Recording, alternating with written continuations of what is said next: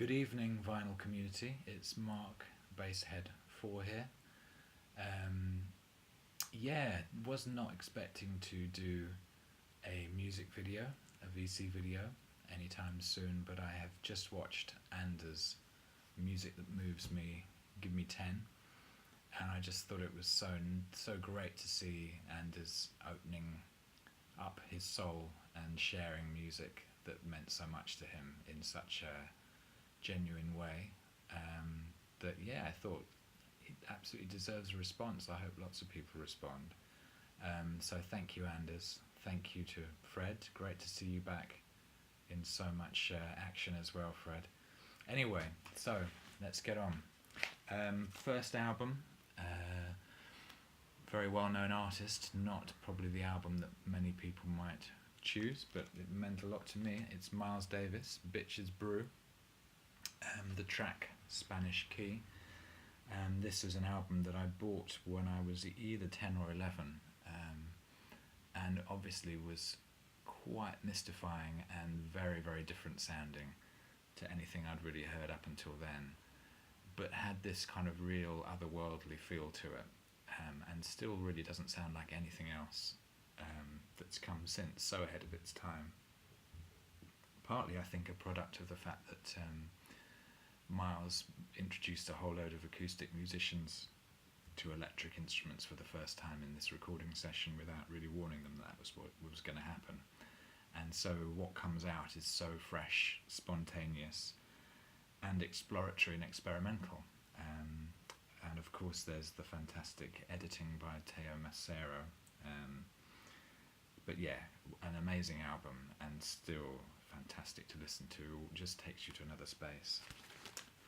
Second up is a CD, and my wife is a great singer, and she was singing at a choral concert just before Christmas in a beautiful little church in Kent, and one of the tracks they sung was "The Lamb" by John Tavener. And for anybody, I'm sure most of you know who John Tavener is. He died sadly towards the end of last year. One of our greatest sort of contemporary choral classical composers, really into the sacred music and a very kind of spiritual thread. I mean, he's plugged into something pretty high, I reckon.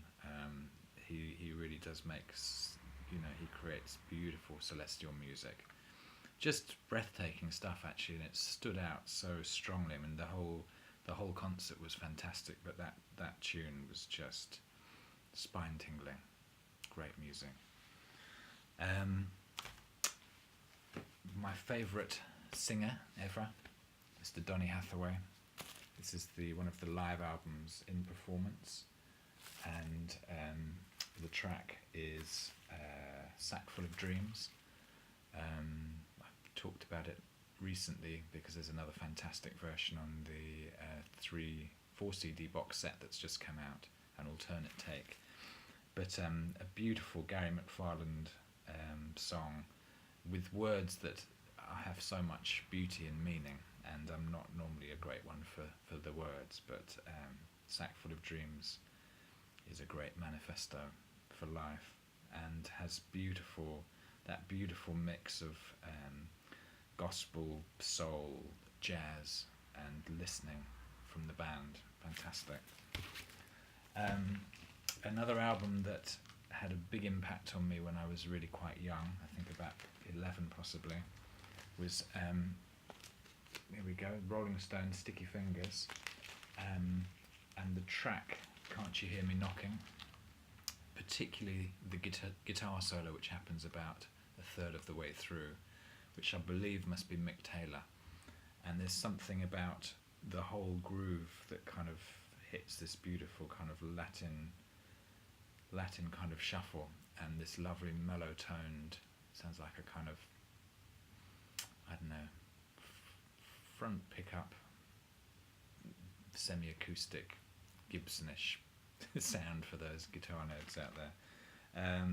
Yeah, just beautiful economic use of notes, really soulful playing, with notes that really count, no overplaying, and then a passionate Bobby Keys sax solo. Yeah, really nice. Another album from a very similar period and age for me, I think probably I was 12 when I got this one, which was Roxy Music and the album For Your Pleasure. Really, really very kind of life-changing album for me.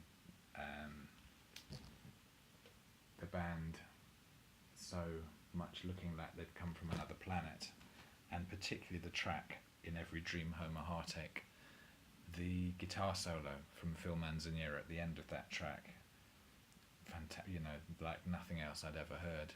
And I imagine possibly Eno treating the sound of the guitar through his synth, warping it, phasing it, just amazingly powerful for a slow burning track, but with real intensity and real intensity and powerful feelings, really strong.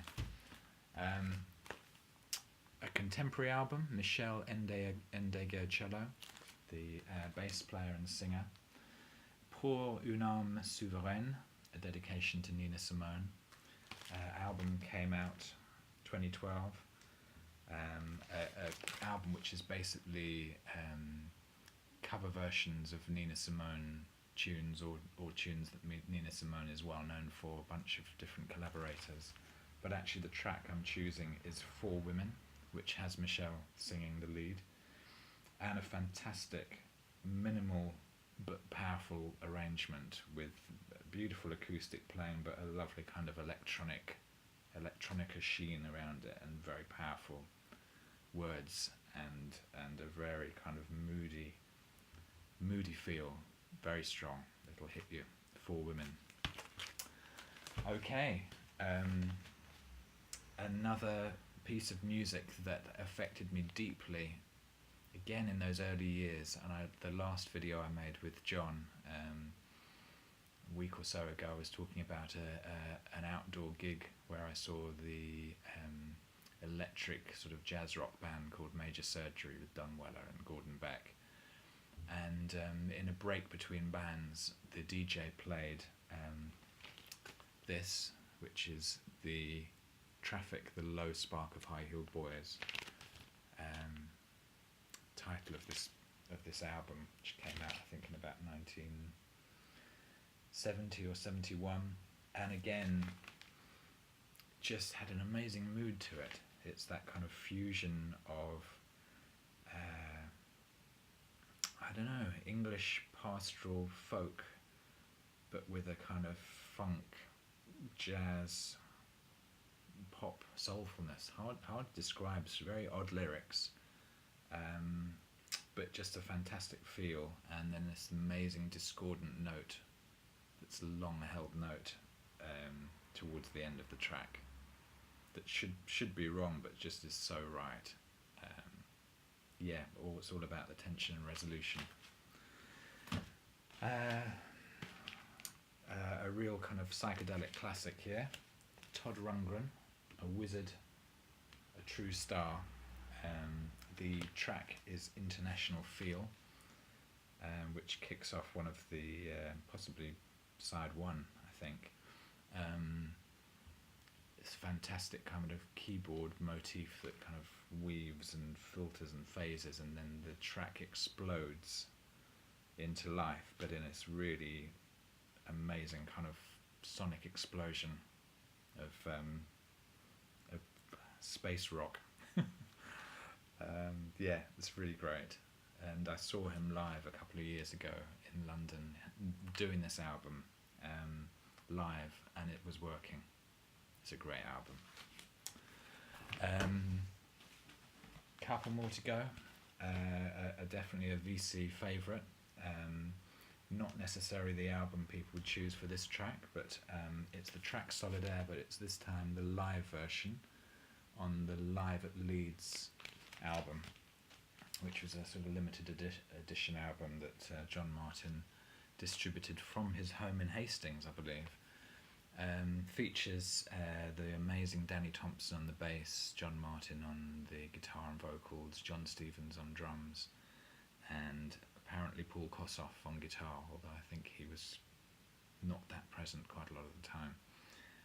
A beautiful extra long version of Solid Air takes up nearly half a side of one of the albums, and has a beautiful kind of improvised coda towards the end. But yes, all of the stuff I love about John Martin, his totally distinctive bluesy folk voice, the kind of jazzy flourishes, the kind of ambient experimentalism, yeah, beautiful, doesn't sound like anybody else. And it was written for Nick Drake, I believe. And then the last one, an album that really reminds me of my dad. He had a photographic studio at the bottom of our house, which was very, very much alive all during the week, but we, as the children, weren't really allowed to be down there when he was working, but I often would hear this particular album, Paul Desmond's Skylark, and the track Take 10, wafting up like a spiral of glamorous smoke.